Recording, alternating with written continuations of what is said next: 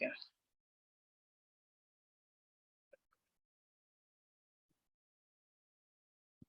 So Hiba, Zaid, Atif, and Hannah have joined.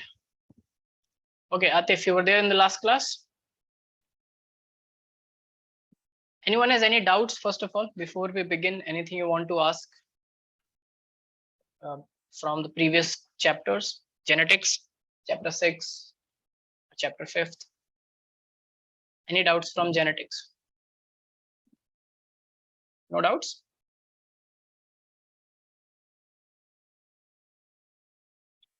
Okay. Atif, can you speak? Are you there? Yes, sir. 1 minute. Yes. So can you give me a brief summary of the last class? Sir, Yes. Yes, Anna. is it possible to go like scroll a little bit up so I can take screenshots of it? Yeah, sure. So anyways, we will be going through it. Okay. So you can take screenshots while Atif is giving the summary. Okay. So this is just the beginning, the basics, and the detailed things will start today for this chapter. Did you get your links? The links for chapter 6 to begin with? Recorded lecture. Anna? No, sir. Actually, I think you're sending it to my mother, so all the links. Okay. So you are using some different number that you want to be. Is that number on the group? No, sir. So whichever number you are using yourself, send that number to the team so that they can put it on the group. Okay. Okay. Can I send it now in the chat box? You send it on the WhatsApp from where you get the links for the classes. Okay. Yeah. You get from there. Okay, Atif. Good evening, Rifat. Rifat has joined. Are you there, Atif? So today our class will be just for today. It will be a little shorter because some timings are being adjusted for your other classes as well. So it will be till 8:30 today. And then after that, it will be normal 1.5 hours. So today it will be 1 hour. Atif, are you having any issues with the mic or something? No, sir. I'm setting up something. Can you wait a few minutes? Yes. So let me know, Atif, when you're done. So I'll start with the summary by then, like just the beginning. So in the last class for Hannah and Zed, you were also not there in the last class, right? Yes, I was there. You were there? Okay, cool.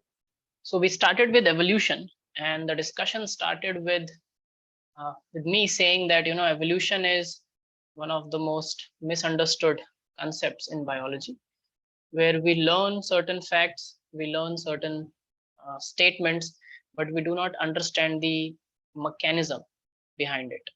Okay, so there are many not textbook, but headline statements made using evolution, which actually they are not coming from biological evolution, but you may have heard statements like humans have evolved from monkeys or chimpanzees, statements like this, right? Yes or no?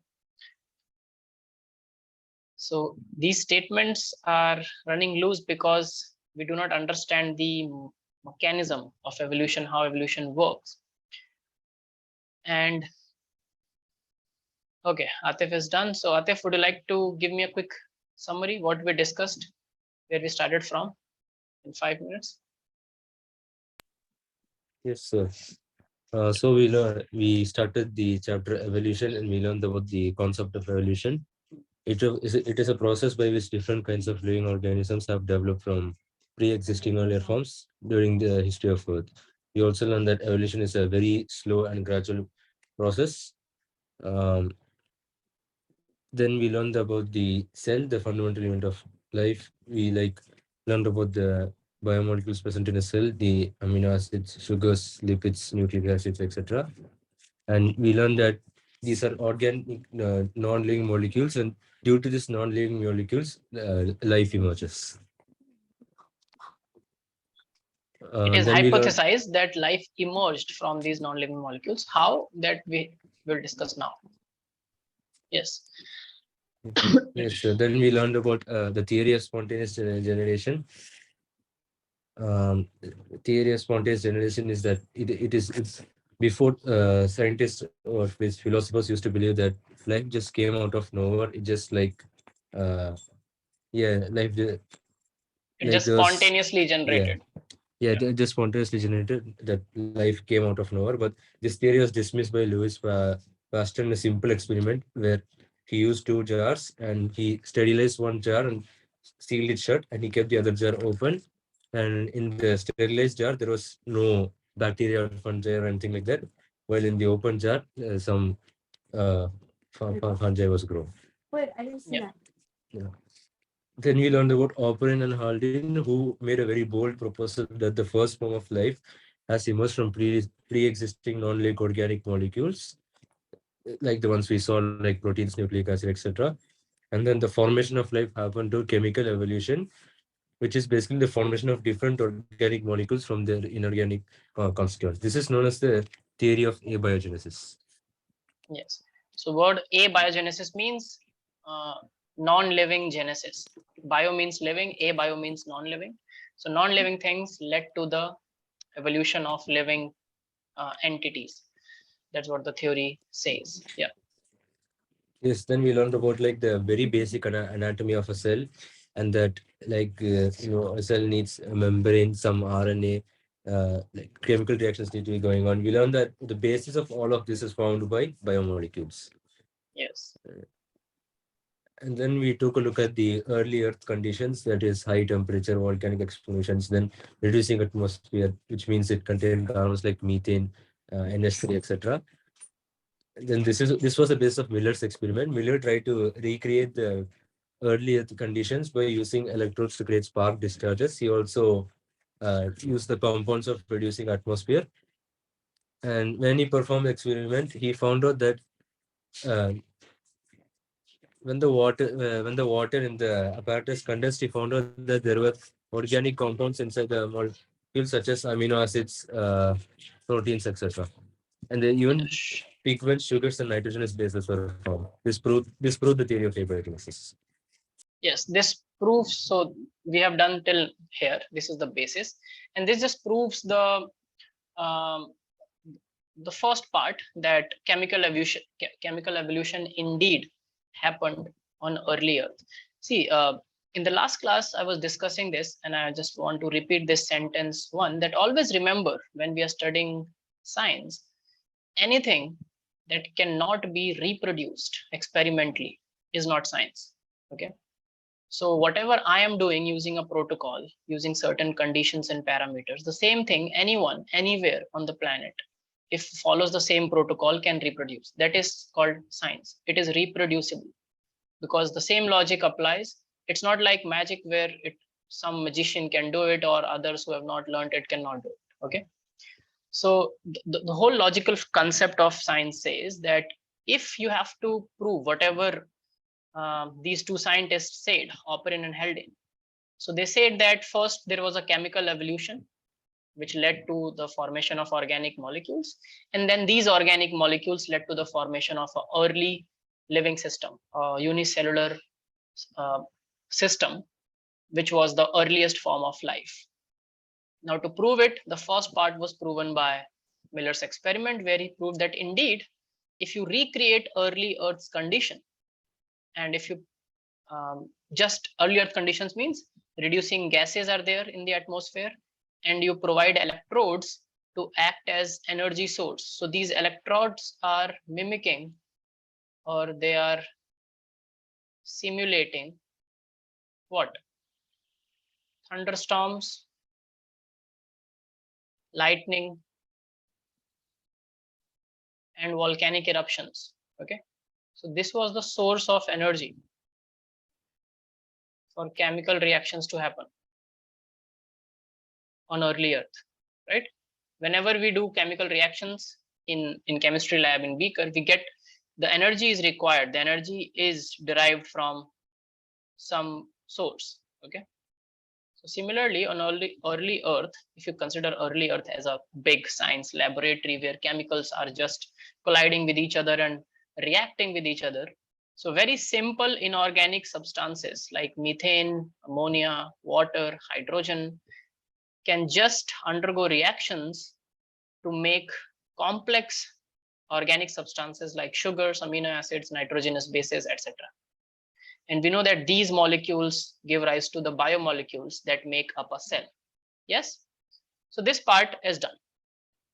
Apart from this theory of spontaneous generation, today I'll start with one more theory, which was put in earlier time, and that is known as the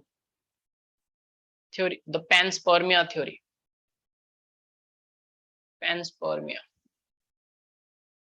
Now, basically, in earlier times, when science was just like in the embryonic stage of its development as a concept, as a notion, all the scientists, as I said, were philosophers. So they just thought of the world, they just observed the world and made some theory. So panspermia is one theory which is still, even to date, it's not completely eradicated or busted or disproved, because to disprove this theory, you have to prove something which has not been proven till yet. It's like you have to prove a negative connotation. Now, panspermia says that life did not originate on Earth itself. Life on Earth was transferred from outer space as spores carried out in meteorites. Okay. So let's first write what does panspermia theory says. So write down the early Greek thinkers. This theory kick-started in early Greece. So the early Greek thinkers or philosophers, whatever you would like to call them, proposed that life was transferred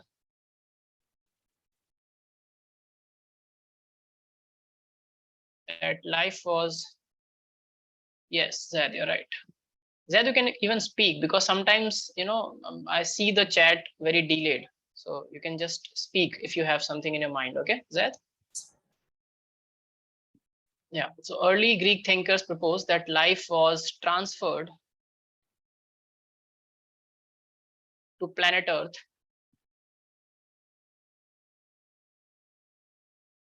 as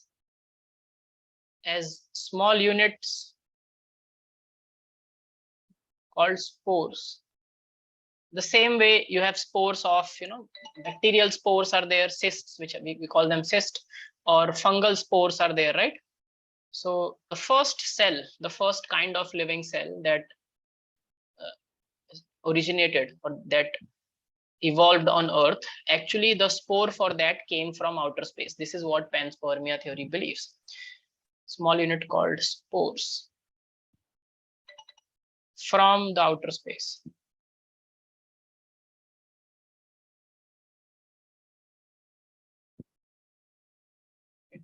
Now, this is one theory in which even like currently there are many astronomers and cosmologists who believe that it might not be like incorrect a theory. It might not be the only reason life is there on planet Earth, but it's possible that some forms of life came from outer space and some evolved here. So it's not completely eradicated even till now. You understood, everyone? Yes. But at least it's more logical than the spontaneous generation theory. But both the theories do not answer that one question. The one question is, so spontaneous generation just says that there is no evolution, everything, or not everything, but life just came out of thin air someday as a miracle. Panspermia says that it came from outer space. Now the question is, even in panspermia theory, how did it evolve? Wherever it evolved, how did it came to existence? How did the first life form came into existence?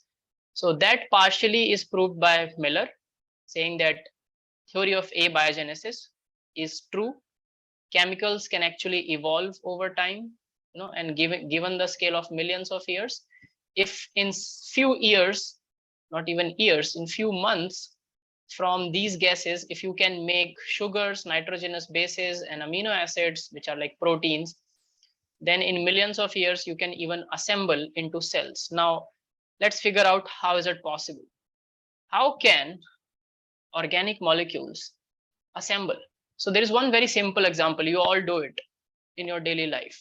Molecules are capable of self-assembly. It's not a very unique or miraculous thing. It's very common scientific logic.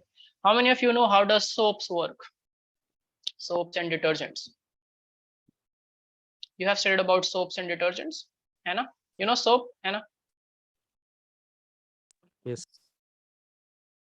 Yeah. What is a soap?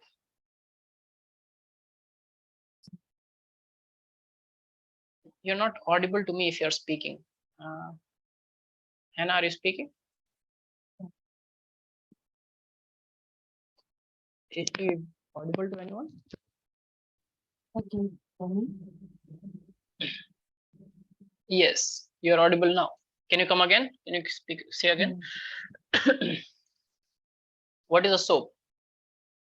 Soap is like, hmm. So how, like, it's a cleansing, what is it, agent? Your voice is echoing, Hannah. I think it's not very clear to me. I'm not able to understand your voice. I can hear you, but not able to make sense of the words. Can you try again? I'm just asking what do you know about soaps? How do soaps work? It's a substance like used for washing the hands, I guess. Yes, exactly. They are soaps, but how do they wash your hands? What is there in that substance? Any idea? That's what I'm asking. How do they clean our hands? Sir, I only know one compound. Is it wax? Wax, yeah. Do you know about this term called micelle formation? You might have studied about micelle formation in junior No. classes. No? Yes. You have studied, Zaid? So actually that topic was deleted, but yeah, we studied. Okay, so these deletions thing don't help much. I'm against deleting.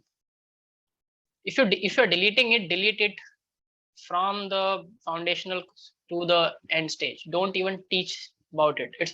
So they delete it in the junior classes, but those concepts are used in the higher classes, and they ask it shamelessly in the examinations. So what's the concept? Okay, tell me, Zaid, what do you know about missiles? What is a missile? So like missiles are basically we can say if you are washing a soap with the oil, then it forms a bond with it, and some We are washing a soap with the oil. if you are washing, Have you ever washed a soap with the oil? no, You can wash an oil with a soap. yeah, But we are not washing oil all the time, right? You're just yeah, washing your hands without oil on it. But dirt is basically mostly fat based. yes, Whatever dirt we are cleaning from our clothes, they are fat based. And these missiles, what are these missiles? Basically, they are lipids. And lipid has a structure. It has a hydrophilic head region and a hydrophobic tail region, right? yes. Now, I don't have to go back and tell you about what is the structure of plasma membrane of a cell. Plasma membrane is called lipid bilayer, right? Yes. And micelle is nothing but a lipid monolayer. So what happens is these structures arrange in a three-dimensional sphere with all their tails, which are hydrophobic, towards inside and all their heads towards outside. And in the center, they trap the dirt. Okay, so this is the dirt or the grease, and these are lipid molecules. So in water, they actually self-assemble into micelles to trap the dirt.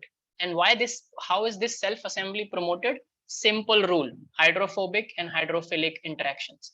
So hydrophobic tail always would like to run away from water, and hydrophilic head will always like to encounter water. So that's why all the heads are automatically arranged. It's just like, have you ever seen small iron pieces arranging themselves when they come in contact with the magnet? Yes, there are certain interactions there. The magnetic interaction causes. There also, there is a dipole. Dipole is two poles are arranged in a way where south pole always attracts the north pole. And that arrangement also happens on its own. You don't have to arrange it, or some force does not have to come to arrange it. It gets arranged because of the interaction spontaneously. So similarly, this arrangement, self-arrangement, can happen in molecules. It has been proven with a very simple example of soap. Yes. Okay. So if a monolayer can be formed, if you look at a cell is nothing different. A cell is just the same lipid molecules. By cell, I mean the plasma membrane. And plasma membranes are lipid bilayer. Yes or no? Yes, sir. So if you look at plasma membrane, it is something like this. So it has towards both the sides, it has, it is called lipid bilayer. So this is one layer, this is another layer. All the tails are stacked towards inside because outside in the environment is water. You know, bacteria live in ponds. And inside where there is cytoplasm, cytoplasm is also water based, right? It's mostly water, right? Yes. What breaks the lipid membrane, Zaid? What are you asking? The soap molecules. Soap molecules trap. They trap the dirt. They don't break the dirt. If there is a bigger molecule, bigger dirt particle, a bigger missile will be formed. Smaller missiles are more stable. So that's why when you wash your clothes, you are brushing it, or when you are agitating it, you are making these missiles trap all the dirt particles and get solubilized in the water. So your cloth that comes out is clean. It has no dirt on it because all the dirt is trapped by these missiles. Okay. Yes. Similarly, a lipid bilayer is arranged in a way there outside it has to interact with water, and inside also it has to interact with water. But in the middle, all the tails are hydrophobic. They do not have to interact with water. So we can understand that this self-arrangement is possible. In evolution, the same organic biomolecules which were produced through abiogenesis can now assemble themselves to make the first kind of progenitor cell or precursor cell, which is the basis of living system. Now, having answered that and having busted the theory of spontaneous generation, now we come to what happens when the first life has been formed. So from that first life or the first living system, today we have thousands and millions of different species around us. How did life reach here? So before going there, before discussing the evolution, theory of evolution of life forms. So let me come here. So once life is originated, its evolution is explained by theory of biological evolution. Okay. And a major component of that was theory of natural selection, which was given by Charles Darwin.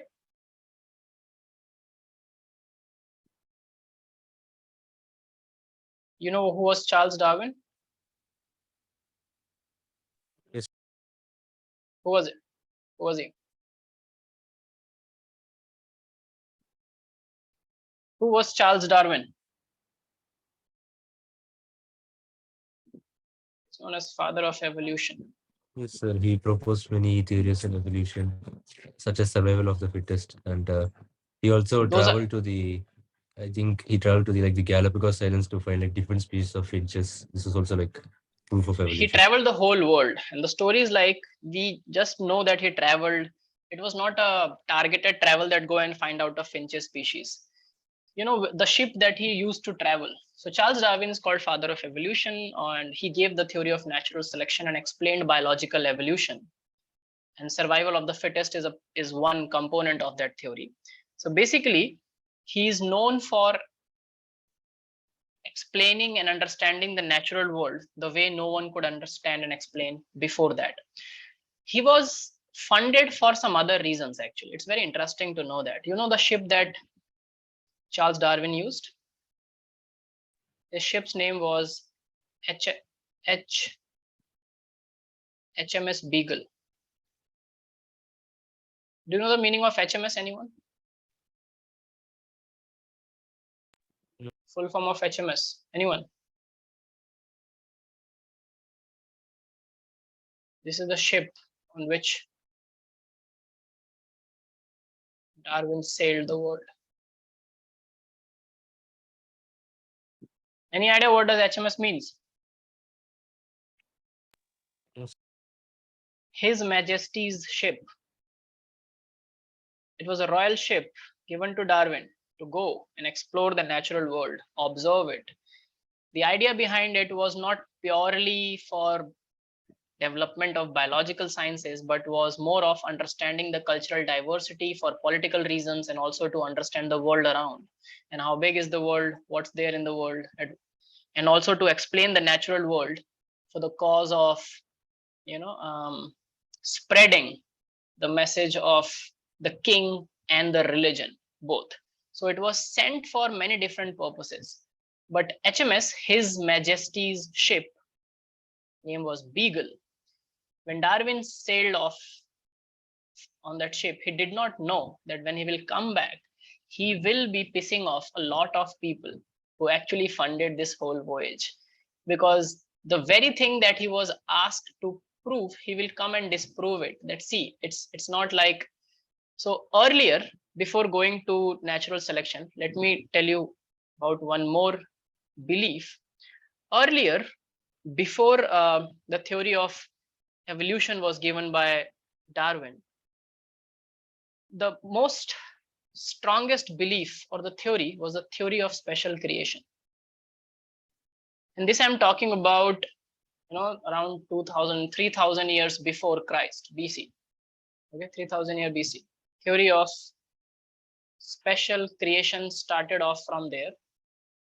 And it's nothing but simply a belief that whatever humans cannot understand or cannot explain with our limited resources of that period. Even now, we cannot explain a lot of things happening in the natural world or in the universe.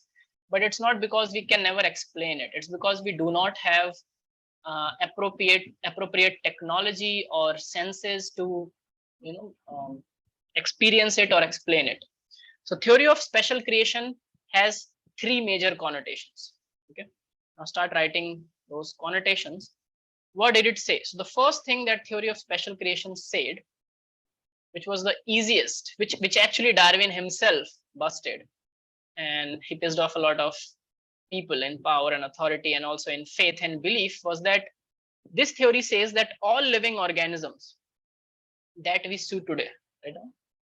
All living organisms that we see today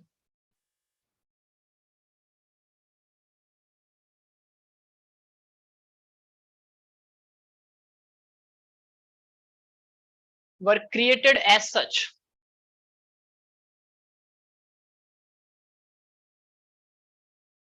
Were created as such. Okay.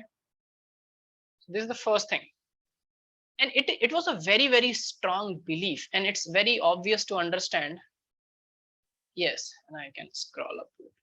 What do you want me to do? Do you want this part, missile formation, or do you want the theory of biological evolution? Anna, which part do you want?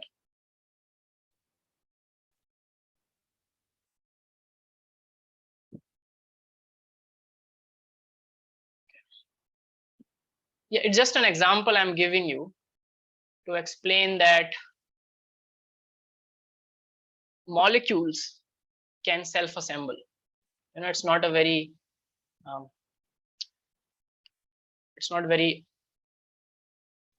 difficult to understand. It's actually logical, makes sense.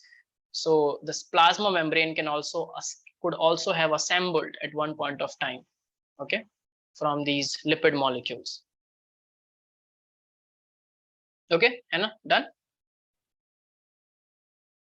Okay. Now, the theory of special creation, the first thing, now these were very strong beliefs of that time. And when someone comes and says that, these beliefs are not correct, just because someone said that they are not correct, you should not believe in it. In science, we do not believe any word coming from anyone's mouth just because he or she is a big shot in science or is a very senior scientist. Everything has to go through the test of logic and reasoning, and experimentally it can be proven, it should be proven, and the experiments can be reproduced by anyone. So first thing, that all living organisms that we see today were created as such, gives the concept of special creation. Okay, and it also tells that every organism is different from every other organism because they were created as such. The second thing, which earlier thinkers used to believe, or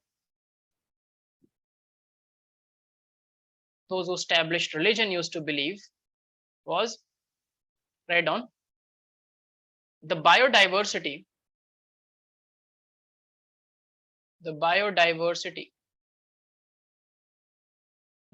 is diversity of living system, living things around us. The biodiversity was always the same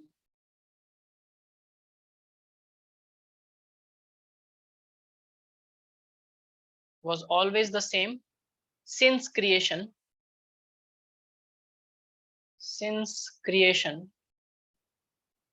and will remain the same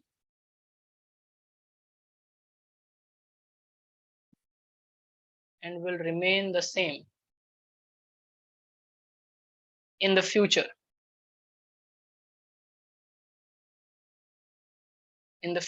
As well.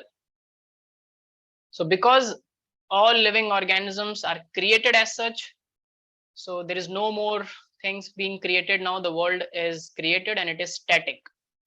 So that's why the biodiversity. Yes, tell me. You have a question, Atif? Sir, can you explain the first point? The first point is all. So thinkers of that time used to believe that all living organisms that we see around us, like horse, cats, dogs, all the animals, birds, and the plants that we know, that we see around us, they were created as such. So a horse was always a horse and was like this only, right from the beginning of creation. So there was a horse, nothing else. Because at that point of time, we did not know about fossil records. So no one knows about dinosaur.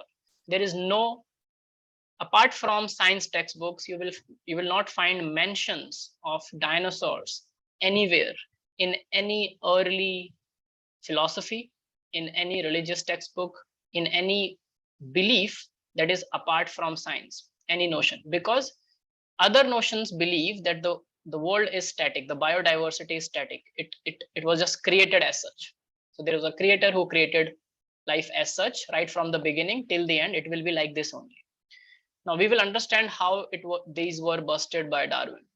Second thing, it says that because everything was created as such, the biodiversity will never change. It was the same in the past, right from the moment of creation. There was a horse, there is still a horse, and 10,000 years down the line, or 1 lakh year down the line, there will still be a horse, exactly the same. Okay, a horse will always be a horse. You understand both the points, Atif? Sir, does this theory hold up or is it like disproven? Sorry? Is this theory disproven or does it still hold up till today? The special creation, it's disproven. And if it would not have been disproven, there would not have been anything you yourself have disproven the theory in chapter 5 by studying genetics. The term genetics, the whole thing about genetics disproves the first point.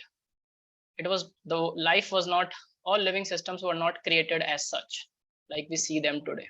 We'll discuss all these points, how they were busted. Let's first complete the theory of special creation. There were three connotations, three pillars of this theory. And the third was, write down, the third was that the earth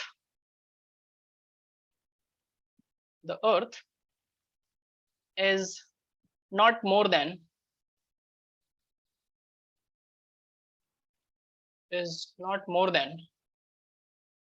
4,000 to 5,000 years old.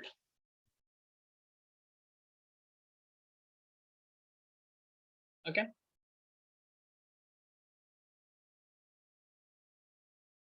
The earth is not more than 4,000 to 5,000 years old. Now today, it's very, very easy to bust this third point. You know, have you heard of the technique called carbon dating or uranium dating? So carbon dating.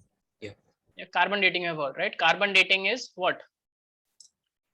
So they check Any idea? on the fossils. They check how much old this fossil is through this process. How do we know? How do we know how much old a fossil can be? There is some technique. I don't remember it now. Like Yeah, so if you don't, machines, something like that. Machines cannot tell you how old is a fossil. You know, all these are stories then. Yes. See, if you do not understand science, then do not believe in it. If you only, I can yes. guess. I think by Yes. looking at the bone structure, like how brittle it is. You are very much on the point, but not just by the bone, because sometimes bones are not available. Let's say Okay. they are fossilized to an extent where they have become rocks. But Okay. whatever they become, the elements will not vanish, right? The elements will be there. For example, carbon. In carbon dating, what we do is, you know, every element or every molecule in nature has a half-life. It decays slowly. Everything has a decay rate. So the normal stable carbon that is there in the atmosphere around us, with which everything is made, is C12, carbon 12, right? 12 is the atomic number of the carbon in your periodic table. Yes or no? Carbon is 12. Yes. Do you remember your periodic table chemistry? Yes. Yes. So there are other isotopes of carbon, radioactive isotopes, carbon 13, heavier isotope, which is there of carbon. So over time, the conversion of one type of carbon happens in another type of carbon. Okay, over time. When something dies and it starts decaying in nature, the elements start decaying in nature. That's called atomic decay. If you have studied that in your physics, I think, you know. So carbon 13 and carbon 14 are two unstable isotopes, which are not naturally very, very abundant. But by just looking at the proportion of these, you can get to know, for example, let's say the half-life of, just let's assume that the half-life is 5,000 years, which means for any substance X, if I say that the half-life is 5,000 years, and I start with 20 grams of this substance, then after 5,000 years, I will have just 10 grams left, right? Rest of the 10 gram will decay into something else. You understand? Yes. And after another 5,000 years, how much will be left? None. 5 grams. That's the mistake we do. Why none? It's the half-life. In another 5,000 years, 2.5 grams. In another 5,000 years, 1.25. In another 5,000 years, it goes like that. You understand? So it cannot be none. It will be there, but it will decay at a very, very slow pace. You understand, everyone, the concept? Yes. So So just it will by, never completely decay. it will never completely decay. It will reach to complete decay, but over time it will keep getting slower and slower. So by carbon dating, we can date anything which has carbon in it, and all living systems are made up of carbon. Our sugars are made up of carbon. All our amino acids are made up of carbon. You know, just by weight, if you see, around 18% to 20% of a body's weight is carbon only. Okay, so we have a lot of carbon in our body, and all that carbon can be traced, or in anyone's body, any organism's body which lived 1 million years ago and died. So we can just trace it through carbon dating. But carbon dating has a limit. It cannot go beyond, it is not accurate beyond around 50,000 plus years. So for that, we have uranium dating now. Uranium is another element in your periodic table, which decays even slower. So with that, we can go back to millions of years. So if I can find a rock, a piece of earth, what is rock? A piece of earth. And just by dating uranium or carbon in it, if I can prove that the rock is, let's say, 1 lakh year old, it just disproves the third point, that earth is not more than 4,000 years old, right? Simple. At that point of time, people did not know about age, how to age earth, or what is the scientific techniques to age something. So whatever the philosophers or thinkers first believed became the theory, but this got disproven. This is very easy to disprove. We are left with these two, because these two are a little complex with faith as well. They talk about the moment of creation, but even Big Bang talk about the moment of creation. So Big Bang says that whole universe was created at one point from something which is singular. Immensely dense singularity created everything in the universe. We'll talk about it sometime later, but now coming to biological life.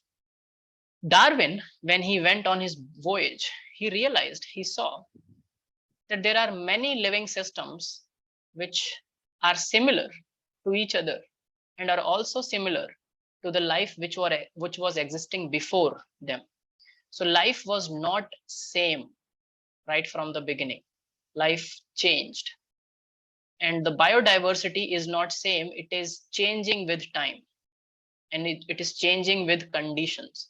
So different conditions are leading to evolution of different types of life forms or species. Just to give you an example, we ourselves have disproven the second point by creating hybrid animals and plants. Do you think that all these rows, all the different, let's take an example of a rose. Have you ever been to a jungle or a wildlife safari, anyone, where you have seen a rose plant? Just bushes and bushes of rose growing in a jungle? No, right? We have genetically we have crossbreed, we have stabilized certain specific breeds, and we have propagated it like different kind of roses, red, yellow, white, pink, all sorts, violet, black, etc. They all come from a common ancestor of theirs, which is a wild flower, which looks nothing like a rose or smells nothing like a rose. Another example is dogs and cats. You all must have seen pets, right? Do you think that Yes, the kind of dogs that we have around us now, Pekingese and all these cute dogs, they could have survived in the wild? Were they created by like special creation? No, right? If you go 300 years back in time, you will not find any pocket-sized cat or any cat with a fluffy white hair. After we started domesticating them, we started crossbreeding, inbreeding, outbreeding them for certain traits. And by doing it meticulously, we made certain hybrids of species. Okay, now these cats or these dogs, which are our pets, if you leave them in the jungle, they will not be able to survive even for a day in the wild. They are very, very fragile organisms, right? We just like them, they are cute, so we keep them. Yes or no? sir. So biodiversity is changeable. In fact, it is changing. And if we can change it, we humans can change it, nature can change it on its own, without a doubt. The first point, that all living organisms were created as such, is also wrong. Because when this point was given, it was like as I'm saying, 4,000, 3,000 years before Christ, in 3000 BC. No one knew about dinosaurs then, because the whole science of studying fossils, paleontology, it's called paleontology. It came out after the theory of natural selection, or around the time when these fossils started to be, when we started digging the earth, we started getting bones. We realized that, bones or fossilized bones, we started realizing that there are remnants or proofs of earlier life buried in the earth. So we can find it, we can study it, and we can get to know that what kind of organisms used to roam on the planet before we came, before humans came. So humans are not on the earth from the moment earth was created. That's a myth. And earth is around 4.3, at least 4.3 billion years old. And how do we know that? Again, whatever I say, you have all the rights to cross question. If I cannot justify it, I'll put that statement on hold until we find some proofs to justify my statements. I'm not giving a motivational speech or a pravachan here, so you have to believe everything I say. You can counter argue, you can question, and that's how science and discussions goes. So how do we know earth is 4.3 billion years old and not 4,000 years old? Again, same thing. We have dated the oldest rock, and even now many scientists have devoted their life to find the earliest rock from different parts of the earth. Now there are many parts of the earth which are untouched, and if you go and dig there, you will find rock samples which are very, very old rocks. Okay, they have very different chemical composition, because over time chemical evolution happened and crust or the earth also evolved. Okay, so earlier rocks were different in chemical composition, and just by looking at their or dating the uranium present, we can get to know the age. It will come in a range, of course. It will not be like 4.3 billion and this million and 1,094 years. Not like that. There will be a range, 4.3 to 4.2 billions, because it's calculated on the basis of the decay rate. But clearly it is way older than what it was hypothesized in theory of special creation. Now, how Darwin busted it was, write down, Darwin, based on the observations he made, first point, Darwin, based on the observations he made. Now, about these observations, we will do in the next class on Wednesday, where we will do these observations in detail. And he also gave terms like convergent evolution, divergent evolution. All of this we will study. So that those are the mechanisms by which evolution work. But Darwin, based on the observations he made during his voyage,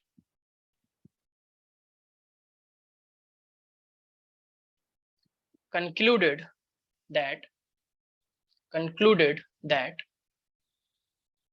first thing,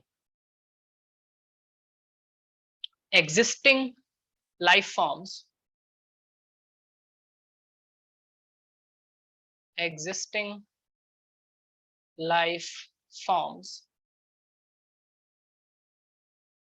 share similarities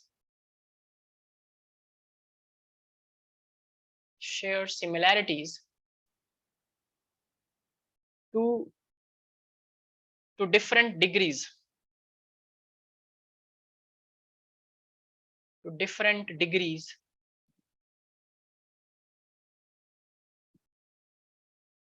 not only among themselves,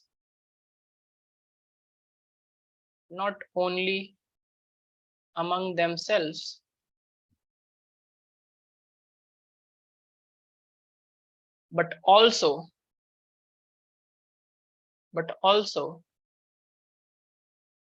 with life forms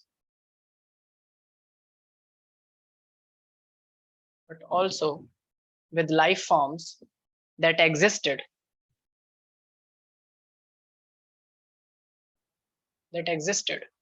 millions of years ago.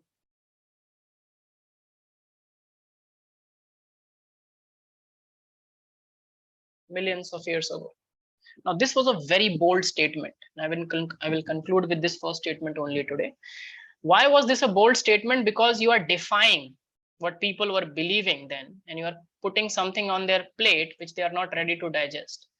But since you will keep toiling for your rest of the life to find proofs for it, and of course a lot of scientific community will now get split. Some will support you, some will not support you, ask for proofs, and you will just, so Darwin just did this for the rest of his life.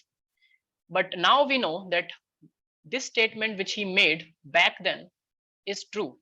Just to give you one example as a context, how many bones a human neck has? Like, so our spinal cord runs from our brain till very down to the last vertebral bone, which is called the coccyx. Okay. Now in this head region, in this neck region, how many vertebral bones are there? How many bones make our neck?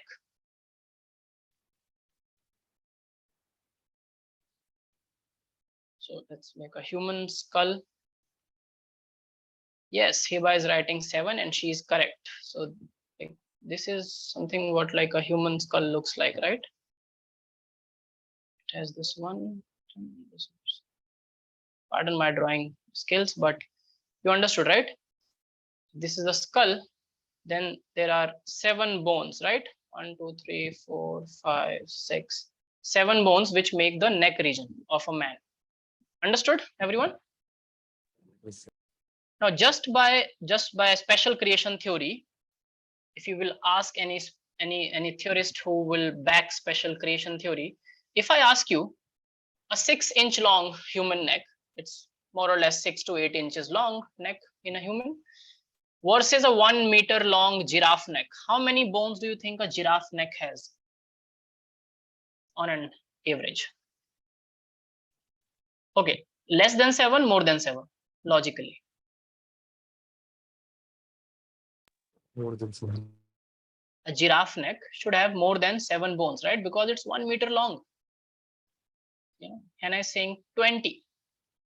A giraffe neck has exactly 7 bones in that 1 meter length, not 20, Hannah. If it would have been 20, then the theory of special creation would have been proven instead of theory of evolution. Because see, it is a special creation. Giraffe is created differently from a human.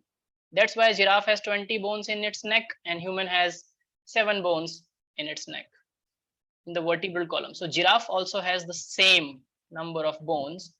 And it's very, very interesting to think that if this is the giraffe, like eyes and a nose, this is a giraffe's skeleton, then you will see that each bone in the giraffe neck is just long. It's not discoid and fused like humans, but it is long. But 1, 2, 3, 4, 5, but they are exactly 7 bones. Okay.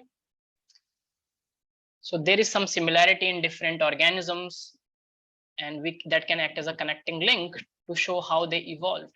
And not only that, these are 2 species that live together, right? Humans are also alive and existing on Earth today, and giraffe also exists on Earth today. Now this theory, this bold claim, will go one step ahead and bust special creation if you find the dinosaur's neck having exactly the 7 bones. Yes or no? Yes. Yes. And this was also when dinosaurs were evolving, the number of vertebral columns, vertebral bones that they have in their neck is also the same. Interesting or not? Interesting? Yes. Yeah. So the first, I'll stop here with Charles Darwin's first observation, and we'll continue from here in the next class. I'll give you just one small homework. Go back and read about these 2 things. Convergent evolution. What is convergent evolution? And divergent evolution. Before you come on Wednesday. Okay, everyone? Same time, we'll meet on Wednesday. Please do this. Cool. Any doubts? No, sir.